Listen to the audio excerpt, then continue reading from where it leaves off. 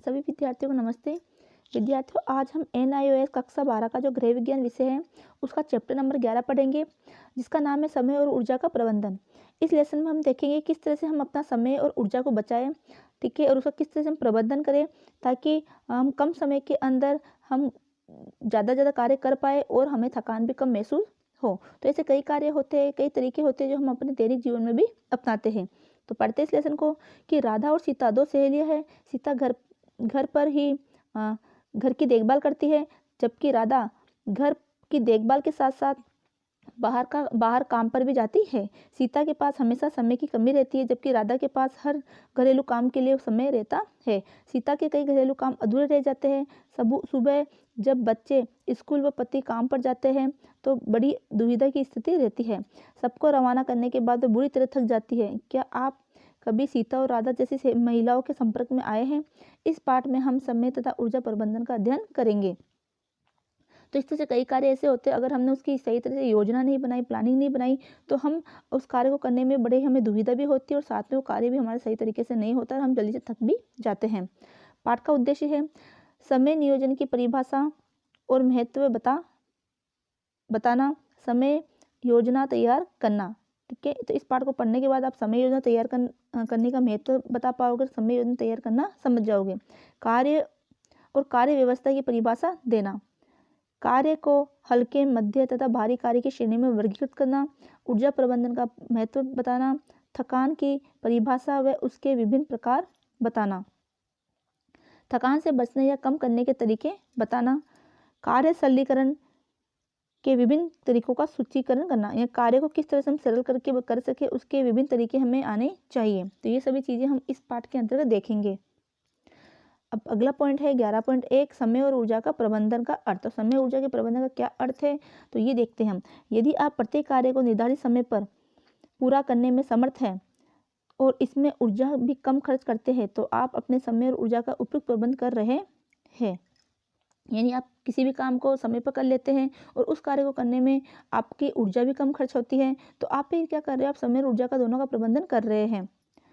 आप कह सकते हैं कि उपलब्ध समय और ऊर्जा का सर्वोत्तम प्रयोग ही समय और ऊर्जा का प्रबंधन कहलाता है। तो आपको ये परिभाषा याद रखनी है कि समय ऊर्जा का प्रबंधन किसे कहते हैं। तो उपलब्ध समय, जो भी हमारे पास समय है, हमारे पास सिर्फ 24 घंटे का समय होता है, जो सभी के पास बराबर समय होता है। ठीक है, तो उपलब्ध समय और ऊर्जा का सर्वोत्तम प्रयोग ही समय व ऊर्जा प्रबंधन कहलाता है। तो ये समय ऊर्जा प्रबंधन की परिभाषा है जो आपको ध्यान रखनी है। अगला समय नियोजन। समय और ऊर्जा के सही प्रबंधन के लिए एक योजना बनाना जरूरी है। तो नियोजन का मतलब होता है योजना बनाना। ठीक है, तो समय और ऊर्जा के सही प्रबंधन के लिए हमें क्या करना पड़ेगी, योजना बनाना जरूरी है। तो जब हम किसी कार्य की योजना समय पर बना लेते हैं तो कार्य सही तरीके से और जल्दी से हो जाता है। विभिन्न गतिविधियों को एक निर्धारित समय में करने की अग्रिम योजना ही समय योजना है। जो भी हम कार्य करते हैं उस कार्य करने के लिए हम क्या करते हैं, समय योजना बना लेते हैं। तो उस जो समय योजना है, तो विभिन्न कार्यों को करने के लिए हमने पहले से जो अग्रिम यानी पहले से जो योजना बनाई है वो क्या कहलाती है, समय नियोजन कहलाता है। तो आपको इस समय नियोजन की परिभाषा भी ध्यान में रखनी है। समय योजना आंशिक व पूर्ण दिन, एक सप्ताह, एक पखवाड़े, एक महीने या एक वर्ष की भी हो सकती है। तो समय योजना क्या होती है, हम एक दिन की भी हो सकती है, कुछ समय के लिए भी हो सकती है, एक सप्ताह के लिए भी हो सकती है, एक पखवाड़े के लिए 15 दिन की भी हो सकती है और एक महीने और एक वर्ष की योजना भी हो सकती है। छोटी योजनाओं को लिखने की आवश्यकता नहीं रहती, वे याद रहती है। लंबे समय की बड़ी योजनाओं को लिखने की जरूरत होती है। देखो, हम सुबह से लेकर शाम तक जो भी हम कार्य करते हैं, कई बार हम क्या होता है कि हमारे दिमाग में वो कार्यों की सूची रहती है कि हमें इस तरह से कार्य करना है, पहले हमें ये काम करना है, उसके बाद हमें ये कार्य करना है। तो वो भी क्या है, एक तरह से समय नियोजन ही है। लेकिन अगर हमें लंबे समय तक कोई काम करना होता है, ठीक है, एक सप्ताह के अंदर हमें कोई काम करना होता है, कुछ कार्यों को हमें पूर्ण करना होता है, तो हम उससे क्या करते हैं, हम उसकी गतिविधियों की हम सूची बना लेते हैं, हम उसकी जो है योजना बना लेते हैं, उसके बाद में उन कार्यों को करते हैं तो वो कार्य आसानी से हो जाते हैं और समय पर पूरे भी हो जाते हैं। अगला पॉइंट है समय नियोजन के चरण। अब देखो, समय नियोजन के चरण में क्या क्या होता है, किस तरह से हमें समय नियोजन बनाना होता है। आप समय नियोजन कैसे कर सकते हैं, इसके विभिन्न चरण हैं।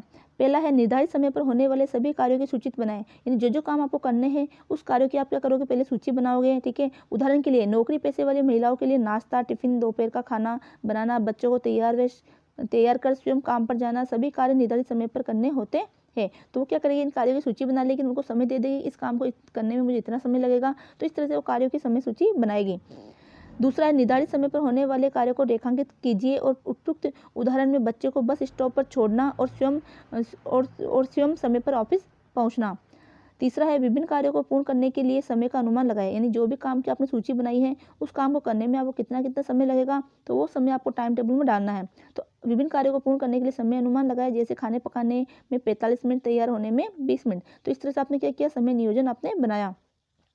चौथा है विभिन्न सभी कार्यों को एक क्रम में व्यवस्थित करें, जैसे सबसे पहले खाना पकाना, टिफिन पैक करना, फिर बच्चों को तैयार करना और आखिर में स्वयं को तैयार होना। तो इस तरह हमने जो भी काम की गतिविधि हमने निकाली कि मुझे आज सुबह से लेकर शाम तक मुझे यही काम करना है, इसमें हर काम के में इतना इतना समय लगेगा। तो मैंने क्या किया, समय नियोजन बना लिया, ठीक है। तो समय प्लानिंग बना ली। अब उसके बाद में उन कार्यों की मैं क्या करूँ, सूची दूंगी, यानी कि जो काम, और उनको क्रम में व्यवस्थित करूँगी। जो काम मुझे पहले करना है उनको मैं पहले रखूँगी, उसके बाद वाला काम, फिर उसके बाद वाला काम। इस तरह से मैं उस कार्यों की सूची तैयार करूँगी, उनको एक क्रम में व्यवस्थित करूँगी, ठीक है। चौथा है परिवार के अन्य सदस्यों के कार्यक्रमों को ध्यान में रखते हुए सामंजस्य कीजिए। जैसे यदि माँ खाना बना रही है तो पिताजी बच्चे को तैयार कर सकते हैं, लेकिन पिताजी को भी यदि उसी समय जाना है तो बिना पति की मदद के माँ को ही बच्चे को तैयार करना पड़ेगा। ठीक इसी प्रकार यदि किसी दिन माँ को काम पर जल्दी जाना है तो अन्य सदस्यों को उसके साथ सामंजस्य करना होगा।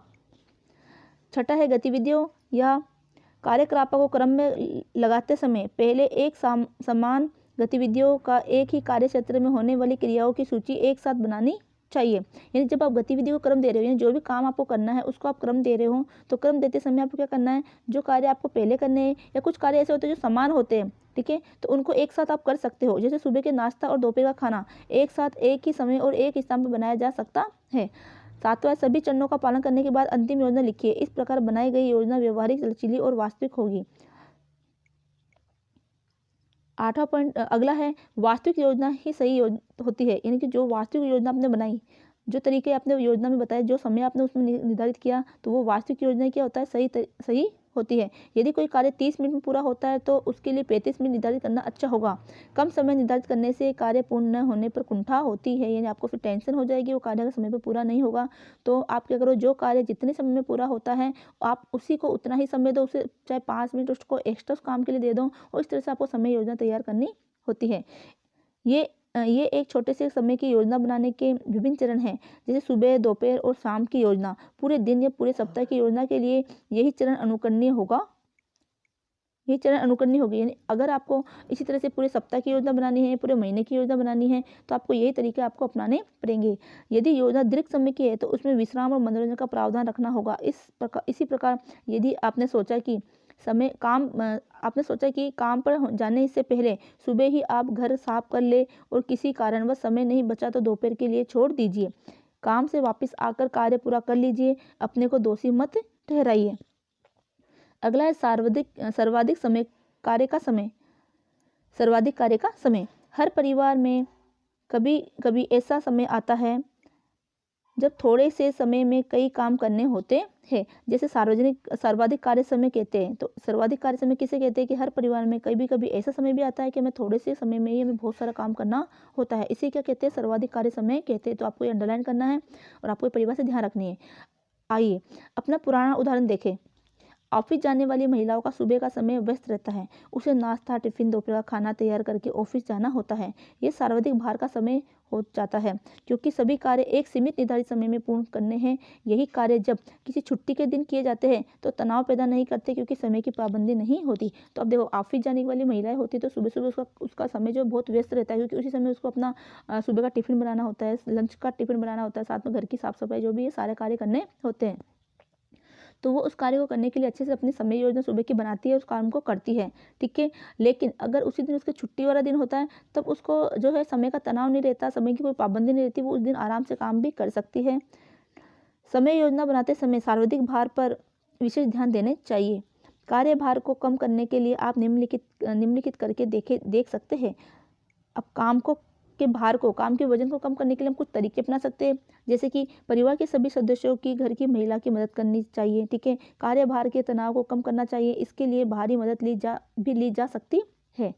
कार्य सरलीकरण के सभी सिद्धांतों का पालन करिए। कार्य सरलीकरण का विवरण खंड 11.3.2 में दिया गया है। तो क्या कार्य के जो भी सिद्धांत है उसका सबको आपको पालन करना है, समय पर उस कार्य को करना है। साथ में घर के जो और सदस्य है उसकी भी आप मदद ले सकते हो ताकि कार्यभार आपके ऊपर कम हो सके।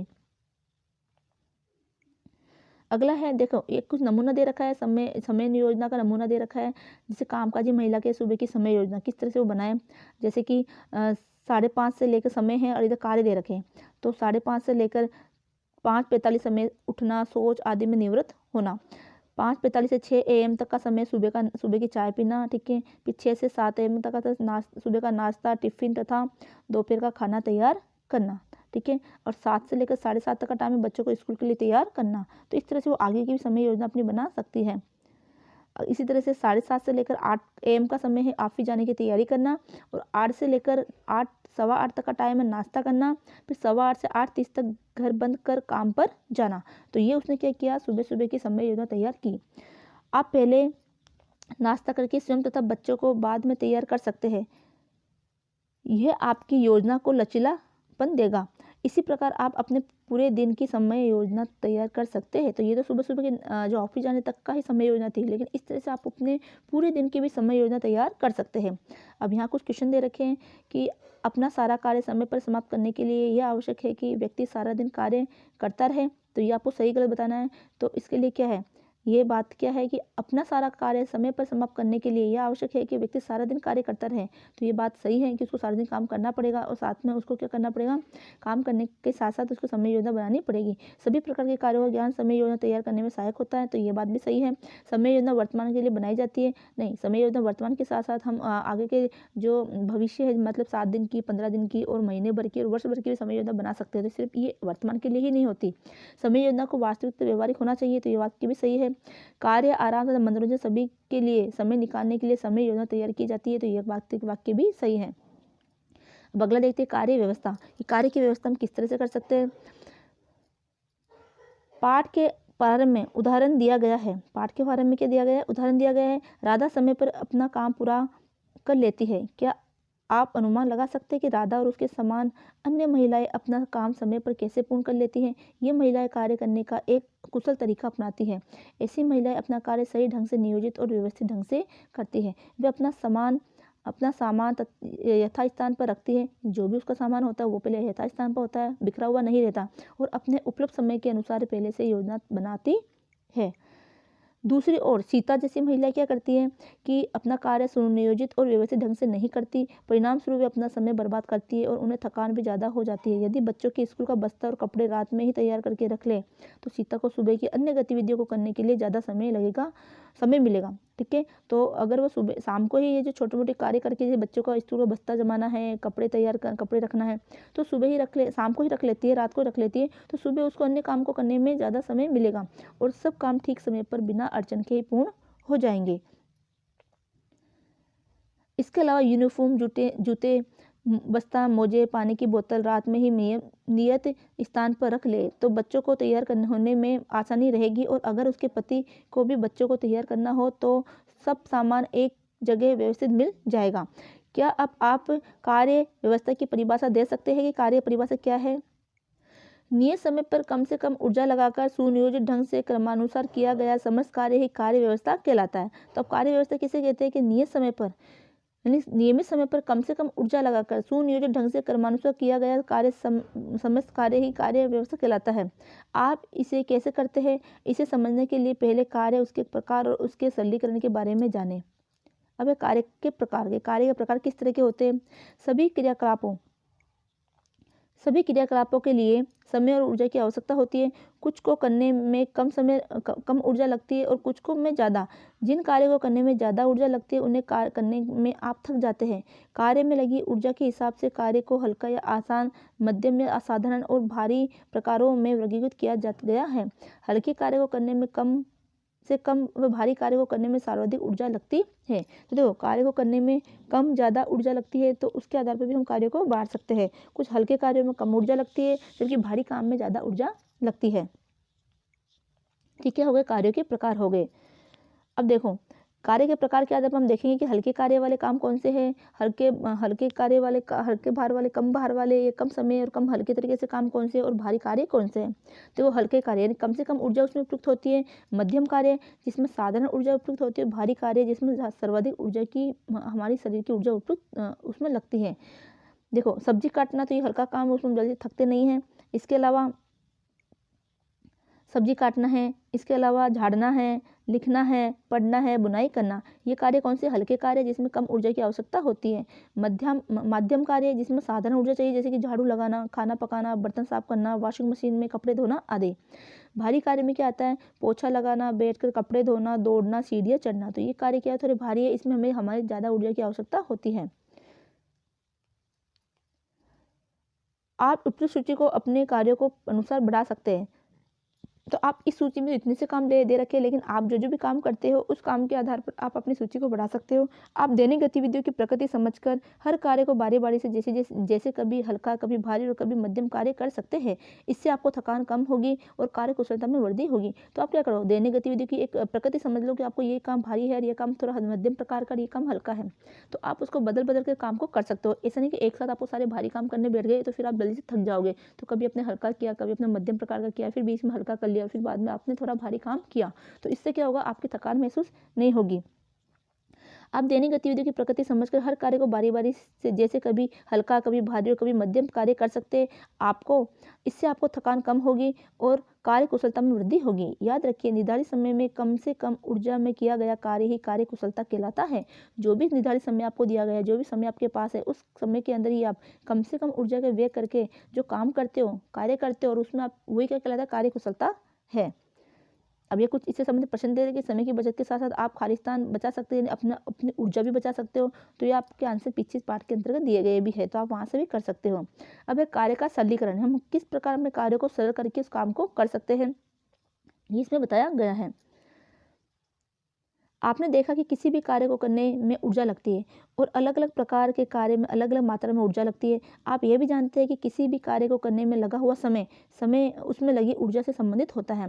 देखो, जो भी हम काम करते हैं उस काम में कुछ समय तो लगता है और उस समय के अंदर हमारी कुछ ऊर्जा भी खर्च होती है। ठीक है, जैसे कि यदि किसी कार्य को करने में ज़्यादा समय लगा तो ऊर्जा भी ज़्यादा लगी, यानी किसी काम को करने में लंबा समय लगता है तो हमारी ऊर्जा भी ज़्यादा खर्च होती है, यानी कि हम ज़्यादा थकते भी है। यदि कार्य हल्का है तो ऊर्जा कम, और यदि भारी है तो ऊर्जा ज़्यादा लगेगी। इसीलिए यदि कार्य भारी है और आप कम समय में पूर्ण करते हैं तो ऊर्जा कम लगेगी, और यदि आपको इसी कार्य के पूर्ण करने में ज़्यादा समय लगता है तो ऊर्जा भी ज़्यादा ही लगेगी। नीचे दिया गया चित्र कार्य के प्रकार, समय और ऊर्जा के संबंध दर्शाता है। देखो, ये कुछ कार्य है। जैसे कार्य हल्का कार्य कम समय में पूर्ण होता है और कम ऊर्जा भी कम लगती है। लेकिन अगर भारी कार्य है तो क्या लगेगा, आपको कम ऊर्जा की आवश्यकता भी होती है। भारी कार्य को भी आप क्या करते हो, ज़्यादा समय में पूर्ण होता है तो उसमें ज़्यादा ऊर्जा की आवश्यकता होती है। लेकिन आपने क्या किया, भारी कार्य को भी आपने अगर जल्दी से कर लिया, कम समय में कर लिया, तो आपकी ऊर्जा कम खर्च होगी और आप जल्दी थकोगे नहीं। इसी प्रकार अगर हल्का काम है और उसमें भी आपने ज़्यादा समय लगा दिया है ना, तो आपकी शरीर की ऊर्जा ज़्यादा खर्च होगी। ठीक है, तो उसमें भी ऊर्जा की आवश्यकता ज़्यादा होगी। इस प्रकार आप किसी भी कार्य को करने में ऊर्जा में कमी कर सकते हैं। समय कम खर्च करके, कार्य का सरलीकरण करके। तो आप किसी भी कार्य को करने में ऊर्जा में कमी कैसे कर सकते हैं, आपने क्या किया, समय कम खर्च किया, यानी कम समय में आपने उस काम को कर दिया तो आपकी ऊर्जा ज़्यादा नहीं लगी। ठीक है, उस कार्य को आपने क्या कर लिया, सरल बना लिया। अब सरल बनाने के लिए हम क्या कर सकते हैं, कार्य सरलीकरण से अपने आप समय कम ही लगता है। देखो, उदाहरण के लिए आप सब्जी घिसने के लिए कद्दूकस का प्रयोग कर सकते हैं। मान लो आपको सब्जी घिसना है तो उसको कद्दूकस का प्रयोग कर सकते हैं, या दूसरी ओर फूड प्रोसेसर का उपयोग कर सकते हैं। तो देखो, अगर आपने कद्दूकस का प्रयोग किया तो आप थक भी जाओगे, ठीक है, समय भी ज़्यादा लगेगा। लेकिन दूसरी ओर आपने फूड प्रोसेसर का उपयोग किया तो समय और ऊर्जा दोनों की बचत होगी। तो इस तरह से आपने काम को क्या कर लिया, आपने कार्य का सरलीकरण कर लिया। ठीक है, या दूसरी ओर फूड प्रोसेसर का उपयोग करें, समय और ऊर्जा की बचत, दोनों की बचत होगी। इसी प्रकार कपड़े धोने से पहले सभी आवश्यक चीज़ें जैसे सुव्यवस्थित कर ले तो समय और ऊर्जा दोनों की बचत होती है। जैसे कि अगर आप अपने हाथों से कपड़े धो रहे हो कई बार, तो उसमें समय भी ज़्यादा लगेगा और ऊर्जा भी ज़्यादा खर्च होगी, आप थक भी जल्दी जाओगे। लेकिन उसी कपड़े को अगर आपने अलग अलग पहले करके और फिर वॉशिंग मशीन में धो रहे हो, उपकरण का प्रयोग कर रहे हो, तो उसमें आपकी ऊर्जा और समय दोनों की बचत होती है। इस प्रकार दोनों ही उदाहरणों से आप समय और ऊर्जा बचत के लिए कार्य कर सरलीकरण करते हैं। ठीक है। तो पहले उस कार्य को करने के पहले सभी चीज़ों की व्यवस्था करना, फिर आपको उस कार्य को करना, ठीक है। तो और या फिर किसी उपकरण का प्रयोग करना उस कार्य को करने के लिए, है ना। तो उससे समय और ऊर्जा दोनों की बचत होती है। क्या अब आप अपने शब्दों में कार्य सरलीकरण को परिभाषित कर सकते हैं? हाँ, किसी भी कार्य को सरल तरीके से समय और ऊर्जा की बचत करके करना ही कार्य सरलीकरण कहलाता है। तो आपको ये परिभाषा याद रखनी है कि किसी भी कार्य को सरल तरीके से समय और ऊर्जा की बचत करके करना ही कार्य सरलीकरण कहलाता है। उदाहरण आप दे सकते हो, जैसे कि कपड़े धोने वाला उदाहरण है या फिर सब्जी काटने वाला उदाहरण है, ये आप दे सकते हो। कार्य सरलीकरण की अपेक्षा कार्य व्यवस्था का व्यापक अर्थ होता है। यहाँ आप अपनी गतिविधियों को पहले से नियोजित करते हैं। आपको मालूम है कि योजना बनाने से समय और ऊर्जा दोनों की बचत होती है। तो अगर हमने योजना बना ली पहले से, तो हमारी समय और ऊर्जा दोनों की बचत होती है। अपने को सुव्यवस्थित और सुनियोजित करने से पहले आपको कार्य सरलीकरण के तरीके, उपकरणों के बारे में भी सोचना पड़ता है। तो कार्य को सरल करने के तरीके आने चाहिए। साथ में उन उपकरणों का प्रयोग करना, उन उपकरणों के बारे में भी आपको जानकारी होनी चाहिए जो आपके काम को आसान बनाते हैं।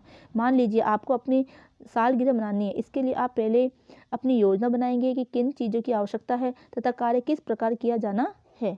सालगिरह यानी आपको अपने जन्मदिन मनाना है, तो पहले क्या करोगे, आप योजना बनाओगे कि आपको किन चीज़ों की आवश्यकता होगी और कार्य को आप किस प्रकार करोगे। ये कार्य संगठन है, ये किस अंतर्गत आता है, कार्य के संगठन के अंतर्गत आता है। पार्टी के लिए कार्य करते समय आप अपना समय और ऊर्जा बचाने के तरीके अपनाते हैं। जैसे मसाला पीसने के लिए आप मिक्सी का प्रयोग करेंगे, पेपर प्लेट और थर्माकोल के ग्लास लाएंगे जिन्हें आप न पार्टी से पहले न बाद में धोने की आवश्यकता होती है। तो अगर आप मान लो स्टील है, कांच के बर्तन का उपयोग करोगे तो आपको फिर उनको धोना मारना पड़ेगा। लेकिन अगर आपने खाने में पेपर प्लेट या थर्माकोल की गिलास लेकर आ गए तो आपको उन बर्तनों को धोना और साफ करना नहीं पड़ेगा। तो आपने काम को क्या कर लिया, ये कार्य का सरलीकरण ही है। क्या अब आप अपनी पार्टी के लिए कार्य सरलीकरण के कुछ और तरीके बता सकते हैं? कार्य सरलीकरण के तरीके देखो, कार्य को सरल करने के कई तरीके होते हैं। जो भी हम कार्य कर रहे होते हैं उसमें हम जिन वस्तुओं की आवश्यकता होती है उनको हम सुव्यवस्थित तरीके से रखें, ठीक है, हमारे नज़दीक रखें ताकि हम आराम से हमें प्राप्त हो जाए। जैसे आप रसोई में कोई काम करते हो तो आपकी जो भी रसोई की वस्तु होती है जो किचन में काम आती है उसको आप सुव्यवस्थित तरीके से रखें ताकि आपको जब भी चाहिए वो आपको जरूरत के समय आपको मिल जाए। और साथ में उसको उतनी ही ऊंचाई पर रखो जितनी ऊंचाई पर आप उसको आसानी से प्राप्त कर पाओ। तो कार्य सरलीकरण के तरीके हम देखेंगे कि कार्य सरलीकरण के विभिन्न तरीके का अध्ययन करें। कार्य स्थल को व्यवस्थित रखना, यानी जहाँ पर भी हम काम करते हो वो स्थान क्या होना चाहिए, व्यवस्थित होना चाहिए। आपको पता है कि यदि किसी भी कार्य के लिए आवश्यक वस्तु उपयुक्त स्थान में सही ऊंचाई पर रखी है तो काम जल्दी और कम ऊर्जा में पूर्ण हो जाता है। उदाहरण के लिए खाना बनाते समय खाद्य पदार्थ, बर्तन, पानी व सब कुछ कार्यस्थल के पास ही रखना चाहिए। साथ ही सही स्थान और ऊंचाई पर होना चाहिए ताकि कार्य करते समय आपको यहाँ वहाँ जाना न पड़े। इसके अलावा यदि पारदर्शी डब्बों पर चिप्पी लगाकर सामान रखें तो आपका समय ढूंढने में व्यर्थ नहीं होगा, वह ऊर्जा की बचत भी होगी। अब श्रम बचाओ उपकरणों का प्रयोग करना। श्रम बचाओ जैसे कि मिक्सी है ना, फूड प्रोसेसिंग है, वॉशिंग मशीन है, ये क्या करते हैं, आपके श्रम को बचाते हैं, ठीक है, और आपके समय भी बचाते हैं। तो ऐसे उपकरणों का प्रयोग आप अपने कार्य में कर सकते हो। Washing machine, mixie, food processor के उपयोग से समय व ऊर्जा की बचत होती है। यदि आप वॉशिंग मशीन से कपड़े नहीं धोते तो आपको कपड़े हाथ से धोने पड़ेंगे। इसमें निश्चित रूप से समय व ऊर्जा दोनों ही ज़्यादा लगेंगे। प्रेशर कुकर, रोटी बेलने की मशीन, सब्जी छीलने का चाकू, वैक्यूम क्लीनर आदि के प्रयोग से कार्य सरलीकरण के साथ साथ श्रम व ऊर्जा की बचत भी होती है। यदि आपको एक साथ कई चीज़ें एक स्थान से दूसरे स्थान ले जानी है, यदि आपको एक साथ कई चीज़ें एक स्थान से दूसरे स्थान ले जानी है तो ट्रॉली या ट्रे के प्रयोग से आप समय और ऊर्जा बचा सकते हैं। यही काम इनके बिना प्रयोग में करने से आपको टेबल तक कई चक्कर लगाने पड़ते हैं। वे बार बार दोनों हाथों का इस्तेमाल करना पड़ता है। आप स्वयं सोचें कि कौन सा तरीका बेहतर होगा। तो आप ट्रॉली से ले जाना या ट्रे से ले जाना बेहतर होगा या बार बार चक्कर काट के अपन वस्तुओं को ले जाओगे तो आप जल्दी थक जाओगे। अगला है उपयुक्त कार्य विधियों का प्रयोग करना। क्या करना, जो भी अच्छी कार्य विधियाँ है उसका प्रयोग करना। कार्य करते समय एक सी चाल और अतिरिक्त आने जाने को कम करने से समय ऊर्जा की बचत होती है। यानी एक सी चाल, यानी अगर आपको एक ही समय में बार बार आना पड़ रहा है, ठीक है, और आप अतिरिक्त आना जाना हो रहा है तो उसको बचाकर हम समय ऊर्जा की बचत करते हैं। इसको करने के निम्नलिखित तरीके हैं। फर्श पर पोछा लगाते समय लगातार एक ही गति रखनी चाहिए बजाय इधर उधर झटकने से पोछने के। यानी आप जब फर्श पर पोछा लगाते हो तो आप एक सी गति से उसको पोछा लगाए, इधर उधर झटके नहीं, उससे क्या होगा, आप ज़्यादा थक जाओगे। एक कमरे के सभी कार्य एक साथ करके समय की बचत कर सकते हैं। जैसे कि बिस्तर लगाते समय चादर और पलंग पोस्ट बिछाकर अलग अलग अंदर दबाने के बजाय एक साथ बिछाए और दबाए। प्लेटों को धोने के बाद सीधे रेक पर रखें जहां पर सूख जाएंगी। कार्य का क्रम बदलकर, आप कार्य के क्रम बदलकर भी कार्य को सरल कर सकते हैं। यदि कार्य को उचित क्रम में किया जाए तो कार्य का सरलीकरण हो जाता है। जैसे कपड़े पर इस्त्री करते समय यदि आप सभी कपड़ों पर एक साथ पानी छिड़क कर रख लेते हैं तो फिर लगातार इस्त्री करते हैं तो कम समय व कम ऊर्जा लगती है। वनस्पत करके, अच्छा यहाँ पर लिखा व्यवस्थित करके भी इसके किसी एक कपड़े पर पानी छिड़के और उस पर इस्त्री करें। इसी प्रकार खाना पकाते समय अगर आप पहले स्टोव पर मसाले भुनें और साथ में सब्जी काटें तो बेहतर होगा बजाय इसके कि पहले सब्जी काटें और फिर पकाना शुरू करें। यानी मसाला भुन रहा है तब तक आप क्या कर रहे हैं, आपने सब्जी काट ली तो आपका समय और ऊर्जा दोनों की बचत हो गई और दोनों काम एक साथ भी हो गए। अगला है उपयुक्त मुद्रा में बैठना या रहना। ठीक है, उपयुक्त तरीके से आप उठे बैठे तो उससे भी आपकी समय ऊर्जा बचेगी और आप थकान महसूस नहीं करोगे। सही मुद्रा में कार्य करने पर समय और ऊर्जा दोनों की ही बचत होती है। उदाहरण के लिए बैठ कर खाना पकाने की अपेक्षा खड़े होकर खाना पकाने में कम थकान होती है। बैठकर बार बार खड़े होने से ज़्यादा थकान हो जाती है। इसी प्रकार सामान खींचने की अपेक्षा खिसकाना ज़्यादा आसान होता है। यदि आप कमर सीधी रखकर कार्य कर सकते हैं तो झुककर क्यों करें। कमर सीधी रखने से आप समय व ऊर्जा बचाते हैं। उदाहरण के लिए लंबे हत्थे वाली झाड़ू से झाड़ू लगाना न कि साधारण झाड़ू से। तो अगर आप लंबे हाथों वाली झाड़ू लगाते हो तो आप थकते भी कम हो। अगर छोटी झाड़ू से लगाओगे तो आपको झुकना पड़ेगा तो आप जल्दी से थक जाओगे। कपड़े सुखाते समय बाल्टी ऊंचे स्टूल पर रखना चाहिए ताकि बार बार झुकना ना पड़े। इससे आपकी पीठ सीधी रहेगी और बार बार झुकने की थकान नहीं होगी। अगला है उपयुक्त ऊंचाई पर काम करना। आपने ये महसूस किया होगा कि अगर रसोई में सामान ज़्यादा ऊंचाई पर या नीचे रखा है तो आपको कार्य करने में ज़्यादा थकान होती है। क्यों ऐसा इसलिए होता है क्योंकि कार्य करते समय आपको बार बार झुकना या चकना पड़ता है। निम्नलिखित में से कौन सा प्रेस करने का तरीका सबसे कम थकान देने वाला है। अगर आप बैठकर प्रेस करते हो तो आप ज़्यादा थक जाते हो, लेकिन आप खड़े खड़े प्रेस करते हो तो आपको थकान कम होती है। ज़मीन पर बैठकर, पलंग पर झुककर या खड़े होकर इस्त्री की मेज पर। तो आप बताओ इनमें से कौन सा तरीका सही रहेगा कि आप ज़मीन पर बैठकर करते हो या पलंग पर झुक के करते हो या फिर खड़े होकर इस्त्री की मेज पर, जो इस्त्री की मेज होती है, टेबल होते हैं, उस पर आप करते हो। तीसरा वाला, क्योंकि वह सबसे उपयुक्त ऊंचाई पर है। तो हमें इस्त्री की मेज पर करने से हमें थकान कम होगी और कार्य भी जल्दी से हो जाएगा। अब कार्य संधि, दो या अधिक कार्य को एक साथ करना ही कार्य संधि कहलाता है। कार्य संधि किसे कहते हैं, जिसको संयोजन भी कहते हैं, जिसको डबल टेलिंग भी कहते हैं। ठीक है, तो दो या दो से अधिक कार्यों को एक साथ करने के कहलाता है कार्य संधि कहलाता है। इस तरह आप समय और ऊर्जा दोनों की ही बचत करते हैं। उदाहरण के लिए चाय बनाते समय जब तक पानी खोलता है आप आटा गूंथने, सब्जी काटने या दूध उबालने का काम एक साथ कर सकते हैं। क्या आप ऐसी और भी गतिविधियां बता सकते हैं जो साथ साथ की जा सकती है। अगला है तुरंत उपयोग के सामान का प्रयोग, यानी तुरंत जो कुछ सामान ऐसा होता है जो तुरंत उपयोग में आता है उनका प्रयोग करें। क्या आपने खाना बनाते समय अदरक लहसुन के ताजे मसाले पीसने के बजाय उनका पेस्ट व पाउडर इस्तेमाल किया है। इसका क्या लाभ है। हाँ, आप समय और ऊर्जा की बचत कर सकते हैं। इस मसाले को या तो आप बाजार से ला सकते हैं या घर में बनाकर फ्रिज में रख सकते हैं। पहले से तैयार करने से समय और ऊर्जा की बचत होती है। पहले से तैयार खाद्य पदार्थों के प्रयोग से आप समय और ऊर्जा और भी ज़्यादा बचा सकते हैं। साधारण क्रॉकरी की अपेक्षा पेपर प्लेट का इस्तेमाल भी समय व ऊर्जा की बचत करता है। क्या आप बता सकते हैं ऐसा क्यों है, कैसे हो सकता है। जब हम साधारण क्रॉकरी क्या करता है, जब हम उसका इस्तेमाल करते हैं तो हमें बार बार वहाँ जाना पड़ता है, उसको धोना पड़ता है। लेकिन जब पेपर प्लेट का इस्तेमाल करते हैं तो वो यूज एंड थ्रो होता है, उसका इस्तेमाल करने के बाद में हमें उसको धोने की झंझट नहीं होती। अगला है आकर्षक कार्य स्थल। आप जहाँ भी काम कर रहे हो वो स्थान भी बहुत ही आकर्षक होना चाहिए। आप अपना कार्य जल्दी कम ऊर्जा खर्च करके ख़त्म कर लेते हैं। कार्य के लिए यही वातावरण मिलने की वजह से, सही वातावरण मिलने की वजह से ऐसा होता है। यानी वो वातावरण क्या है, वो स्थान क्या है, अच्छा वातावरण है, सही वातावरण, इसलिए वो कार्य भी जल्दी से हो जाता है। कार्य कुशलता बढ़ जाने से आपको आत्मसंतोष होता है। आप अपना स्थान आकर्षक बना सकते हैं। कार्यस्थल को साफ और व्यवस्थित रखकर कैसे करना है। जो भी जहाँ पर भी हम काम करते हो कार्यस्थल साफ और व्यवस्थित होना चाहिए। सुंदर क्रॉकरी जो रंग बिरंगे डिब्बियों के प्रयोग से, तो इससे क्या आपका मन संतुष्ट होगा और आप फटाफट काम को करोगे। अगला है तीसरा है सुव्यवस्थित ढंग से सामान को नियमित स्थान पर रखकर। चौथा है संवादन तथा प्रकाश का ध्यान रखकर। आप और कुछ सुझाव दे सकते हो इसके अलावा भी। अगला है कार्य कुशलता बढ़ाकर। तो किसी भी काम को आप करते हो उस काम को करने में अपनी कुशलता बढ़ा ली तो भी आपका कार्य क्या होगा, जल्दी से होगा। यदि आप किसी कार्य का अभ्यास कर निपुणता हासिल कर ले तो कम समय व कम ऊर्जा की आवश्यकता होगी। इसके अलावा परिणाम भी अच्छा निकलेगा। दर्जी या कोई अन्य व्यक्ति जिसने सिलाई में निपुणता हासिल कर ली है एक साधारण व्यक्ति की अपेक्षा बेहतर और जल्दी सिलाई कर सकता है। आपने ये कहावत सुनी होगी कि अभ्यास ही व्यक्ति को निपुण बनाता है। अगर कोई दर्जी है, अगर उसको अच्छी सिलाई आती है तो फटाफट उस कपड़े को सिल देगा। अगर उसको अच्छे से सिलाई नहीं आती है, ठीक है, उस काम में वो जल्दी से कुशल नहीं है, थोड़ा बहुत आता है, तो उसको उस काम को करने में टाइम लगेगा। अब इससे संबंधित प्रश्न है कि कार्य सरलीकरण से क्या मतलब है। तो कार्य सरलीकरण से मतलब है कि उपकरणों का पैसे ज़्यादा खर्च होता है, कार्यस्थल की ऊंचाई कम होती है, समय और ऊर्जा की बचत होती है और उपकरणों का प्रयोग होता है। तो कार्य सरलीकरण से समय और ऊर्जा की बचत होती है। कार्य संधि का तात्पर्य है कि दूसरे कार्य शुरू करने से पहले पहला कार्य खत्म करना, 2 या उससे अधिक कार्य एक समय में करना। तो यही इसका आंसर होता है कि 2 या उससे अधिक कार्य को आप क्या करोगे, एक समय में करोगे। अगला प्रश्न है, सही मुद्रा मदद करती है। तो समय पर काम करने में, पर्याप्त आराम करने में, 2 कार्य एक साथ करने में, ऊर्जा बचाने में। तो सही मुद्रा हमारा ऊर्जा बचाने में भी मदद करती है कि हम जल्दी से थकते नहीं हैं। अगला पॉइंट है थकान।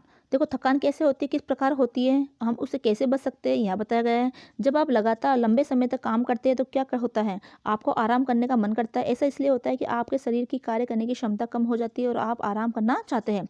एक थकावट की अनुभूति जिसके कारण अपनी अपनी इच्छा काम रोक देने की होती है, वही थकान कहलाती है। यानी एक थकावट की अनुभूति होती है आपको, जिसके कारण अपनी अपनी जो इच्छा होती है वो काम रोक देने की होती है, ये थकान कहलाती है कि भाई अब हमसे तो काम नहीं होगा। तो वही क्या कहलाए, थकान कहलाता है। थकान की ये भावना बहुत ज़्यादा काम करने के अतिरिक्त अपना काम समय पर पूरा न कर पाने की वजह से भी होती है। ये कई प्रकार की होती है। देखो थकान के प्रकार कितने हो गए हैं, देखो थकान के प्रकार भी यहाँ बताए गए हैं। पहला है शारीरिक थकान, दूसरा मनोवैज्ञानिक थकान, यानी हम मानसिक रूप से भी कई बार थक जाते हैं। तो शारीरिक थकान में क्या आता है कि जब आप काम करते हैं और ऊर्जा खर्च होती है। और मनोवैज्ञानिक थकान में क्या होता है, जब आप बिना काम किए अपनी ऊर्जा खर्च करते हैं, जैसे कि ऊब के कारण थकान होना, निराशाजनक थकान होना। तो ये मनोवैज्ञानिक कारण के अंतर्गत आएगा, या मनोवैज्ञानिक थकान के अंतर्गत आएगा कि आप ऊब गए किसी चीज़ को देखकर या किसी काम को करके, है ना, तब भी आपको थकान होती है, या निराशा हो गई, है ना, तब भी थकान होती है। अगला है शारीरिक थकान। तो शारीरिक थकान के बारे में जानेंगे कि इस तरह की थकान शारीरिक श्रम जैसे झाड़ू लगाना, पोछा लगाना, दौड़ना, चलना आदि से होती है। इन प्रक्रियाओं को करने से आप जब अपनी पूरी ऊर्जा खर्च कर लेते हैं तो शारीरिक रूप से थक जाते हैं। ऐसा इसलिए भी होता है कि क्रिया करते समय कुछ व्यर्थ पदार्थ हमारी मांसपेशियों में जमा हो जाते हैं और जब हम आराम करते हैं तो ये पदार्थ मांसपेशियों से निकल जाते हैं। जब शारीरिक कार्य करने में आपकी समस्त ऊर्जा लग जाती है और आप थक कर चूर हो जाते हैं तो शारीरिक थकान महसूस करते हैं। अगला है मनोवैज्ञानिक थकान। कभी कभी किसी काम कभी कभी बिना काम किए, या कभी कभी हम कोई काम नहीं करते फिर भी हमें थकान महसूस होती है। तो कभी कभी बिना काम किए या बहुत ही कम काम करने पर भी आपको थकान महसूस होती है। इस तरह की थकान ऊब और उकतावट, या जो है ना, आप ऊब गए, ऊब के कारण या उकताहट से होती है। आप बेचैन और असंतुष्ट हो रहते हैं, आपको शारीरिक कष्ट होता है और कम काम बंद कर देने की इच्छा होती है। इस प्रकार की थकान को मनोवैज्ञानिक थकान कहते हैं, क्योंकि इसमें किसी शारीरिक कारण से थकान महसूस नहीं होती। तो इसमें शरीर के कारण हमने शारीरिक कारण से थकान महसूस नहीं हुई, जबकि क्या हुआ, हमारे ऊब के कारण हमें, है ना, निराशाजनक के कारण हमें थकान महसूस होती है। मनोवैज्ञानिक थकान शारीरिक कार्य से नहीं बल्कि असंतोषजनक कार्य एवं वातावरण की वजह से होती है। जब थकान उकताहट से होती है तो जमाई आना, बेचैन होना या कार्य बंद करने की इच्छा होती है। ऐसा इसलिए होता है कि क्योंकि काम एक रस और अरुचिकर होता है। साथ ही जब काम का वातावरण नीरस, यानी जहाँ हम काम कर रहे हो वातावरण के साथ नीरस है, असंतोषजनक हो और उपकरण दोषपूर्ण हो, यानी सही तरीके से वो उपकरण काम नहीं कर रहे हो, तो मानसिक थकान हो जाती है। जैसे कई बार हम किसी उपकरण से काम करते हो और ढंग से काम नहीं करता, बार बार खराब हो जाता है या चल नहीं रहा होता, तो हमें उससे क्या होती है, हमें थकान होती है या फिर हमें थोड़ी उससे ऊब महसूस होने लगती है। जब थकान की वजह निराशा होती है तो शारीरिक कष्ट, तनाव, असंतोषजनक परिणाम और परिस्थितियों से भागने की इच्छा होती है। ऐसा तब होता है जब काम करने वाला व्यक्ति कम अनुभवी हो, चिंतित व परेशान हो और उसके कार्य की प्रशंसा न की जा रही हो। तो इस तरह का थकान कब होता है, जब वो व्यक्ति क्या हो, उसमें कुछ निराशा आ गई हो, है ना, उसको कुछ शरीर में कष्ट हो, है ना, कोई असंतोष हो, इसके कारण ये थकान होती है। तो और साथ में जब काम करने वाला व्यक्ति कम अनुभवी हो, उसको अच्छे से काम करना नहीं आता या उसको कोई चिंता हो, परेशानी हो, तो वो उस कार्य करने की या फिर उसने जो काम किया उसे किसी ने प्रशंसा नहीं की, तो इस तरह का थकान उसको महसूस होती है। अब थकान दूर करने के तरीके।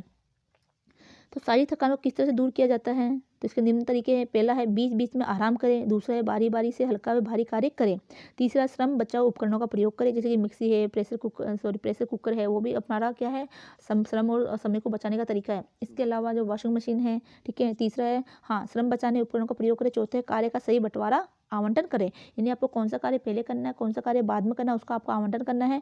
5वां, काम को रुचिपूर्ण बनाएं। 6वां, अकेले नहीं रहकर समूह में काम करें। 7वां, कार्यस्थल सही बनाएं। 7वां, सही उपकरण का प्रयोग करें। 9वां, कार्य कुशलता बढ़ाएं। 10वां, वातावरण खुशनुमा रखें। 11वां, मानसिक तनाव कम रखें। और 12वां है, कार्य करने वाले की तारीफ करें। जो भी काम जिसने किया उसकी तारीफ करोगे तो वो काम को आसानी से जल्दी से करेगा और वो उबेगा नहीं, उसको थकान महसूस नहीं होगी। 13 है, अच्छे कार्य के लिए पुरस्कार देकर प्रोत्साहित करें। तो ये है हमारे कार्य जो थकान बचाने के तरीके। अब इससे संबंधित कुछ प्रश्न दिए गए हैं कि कार्य बंद करने की इच्छा क्या कहलाती है? थकान कहलाती है। इस शब्द को आपको सुधार के लिखना है। अब ऊब के कारण कार्य बंद करना, ये मनोवैज्ञानिक हो गया। मांसपेशियों में व्यक्त पदार्थ एकत्रित होना, ये शारीरिक हो गया। कार्य की प्रशंसा न होना, ये क्या होगा? निराशा। इससे निराशा होती है। अब आपने क्या सीखा, इस पाठ को शॉर्ट करके यहाँ बताया गया है, ठीक है। अब इससे संबंधित ये कुछ प्रश्न दिए गए पाठ के अंत में कि यदि आपके पड़ोसी सदैव समय पर काम पूर्ण न करने की शिकायत करते हैं तो आप उन्हें क्या सुझाव दोगे? कि आप उसको सुझाव दोगे कि कार्य को समय पर करने के लिए आपको कार्य योजना पहले बनानी होगी। कार्य को आपको व्यवस्थित ढंग से बांटना पड़ेगा। जो काम पहले करने वाले उसको पहले करे और उसके बाद में करे, और हल्के भारी कार्य और मध्यम कार्यों के अंदर उसको बांट ले, ताकि आपको क्या ना हो, जल्दी से थकान महसूस ना हो, कार्य भी जल्दी से पूर्ण हो जाए और समय भी बचे। समय योजना के विभिन्न सोपान लिखिए। तो समय योजना के सोपान कौन कौन से? समय योजना बनाते समय आपको कौन कौन से सोपान अपनाना चाहिए? तो पहले आप क्या करो, कार्य की गतिविधि बना लो, ठीक है। उसके बाद कार्य को उसकी प्राथमिकता के आधार पर बांटोगे, ठीक है। और उसके बाद कार्य को करोगे और फिर बाद में उसका मूल्यांकन करोगे। तो समय योजना के विभिन्न सोपान आपको पाठ के स्टार्टिंग में भी दे रखे, हमें समय योजना बनाते समय क्या क्या चीज़ों का ध्यान रखना है। कार्य सरलीकरण के विभिन्न तरीके, तो हमने देखा कि कार्य को सरल करने के क्या क्या तरीके होते हैं। हमने कई उपकरणों का उपयोग करके कार्य को सरल बना सकते हैं। एक ही समय में 2 कार्य करके हम भी कार्य को सरल बना सकते हैं। थकान के विभिन्न प्रकार बताए, उसे दूर करने के तरीके बताए। तो ये सभी चीज़ें आपकी नोटबुक में दे रखी होती है, तो आप वहाँ से इसको पढ़ सकते हो। तो बुक में आपकी सब चीज़ें दे रखी हैं जो हमने अभी पढ़ा है। तो उम्मीद है कि आपको वीडियो पसंद आया होगा। अगर आपको वीडियो पसंद आया तो इसको लाइक और शेयर जरूर करें और चैनल को सब्सक्राइब करें। तो मिलते हैं अगले वीडियो में, तब तक के लिए धन्यवाद।